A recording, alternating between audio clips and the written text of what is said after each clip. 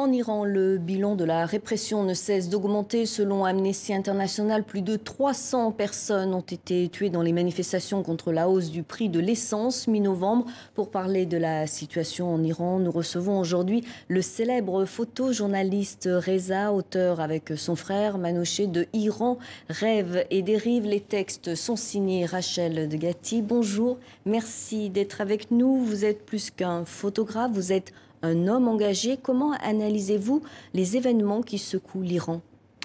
Ces événements, ils sont à la suite de plusieurs autres depuis des années, depuis 40 ans que ce régime totalitaire, ce régime religieux des mollahs, des ayatollahs, ils ont mis la main sur l'Iran et que chaque fois on voit que la répression est plus sanglante qu'avant. Ces dernières semaines, selon Amnesty, il y a eu 300, mais d'autres informations, ils parlent de plus de 1 millier de morts, plus de 10 000 arrestations, et ça continue encore. Le peuple iranien, aujourd'hui, il vit le moment le plus noir de toute son histoire. L'Iran est devenu comme une très grande prison, ou la plus grande prison du monde au ciel ouvert. Amnesty International dénonce, vous venez de le dire, des milliers d'arrestations arbitraires. Alors vous qui vivez en France, qu'est-ce que vous faites en tant que membre de la diaspora iranienne? En tant que membre de la diaspora iranienne, mais aussi en tant que journaliste qui veille sur tout ce qui se passe dans cette partie du monde, là où une grande partie de mon travail est fait, pour le moment, information, donner l'information, essayer de lier les événements aux organisations internationales. Et tout ce qu'on peut faire, quelque part, c'est dans cette rentrée, je disais. Et quel est votre plus grand combat aujourd'hui? La fin des inégalités sociales, la paix? Depuis ces 40 ans où j'ai dû quitter l'Iran à cause de mon travail. Oui, vous avez été contraint à l'exil, vous avez dû partir.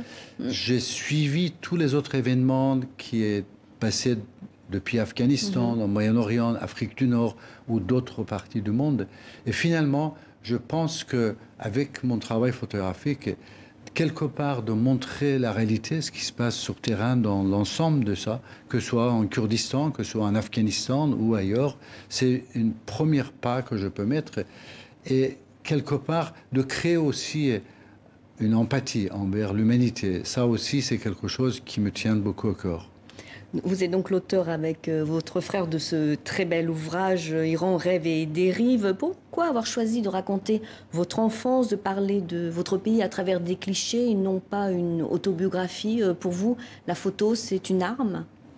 J'ai choisi depuis mon enfance, à l'âge de 13 ans, la photographie comme un vrai moyen d'expression, presque comme vous dites, une arme, parce que la photographie joue un rôle important dans notre histoire, dans l'histoire du XXIe siècle.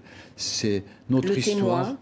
Être témoin de tous ces moments, déjà, en soi-même, c'était une première pas que je pouvais enlever.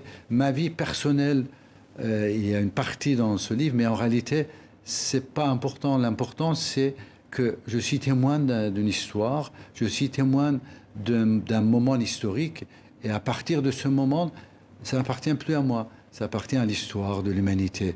Et faire ce livre maintenant, 40 ans après, c'était pas seulement pour commémoration de ces moments douloureux et de souffrance du peuple iranien, mais surtout de démontrer que tout ce qui se passe aujourd'hui en Moyen-Orient, tout ce qui s'est passé, la création d'Al-Qaïda, la création de Daesh, de Taliban, et tous ces noms, leur origine et leurs racines, ça vient de la République islamique iranienne, ça vient de Khomeini et tous les autres ayatollahs qui ont mis la main sur cette révolution.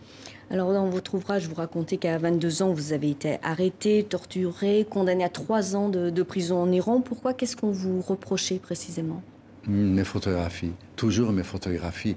C'est-à-dire, à partir du moment où vous voulez témoigner et parler de justice que pour vous ou pour moi, c'est un des mots les plus importants de ma vie. Et quand on est devant ces injustices, et le meilleur moyen pour moi, c'était placarder les photographies dans le mur de l'université, dans le mur de la ville. Et ça m'a pris 3 ans de prison à l'âge de 22 ans.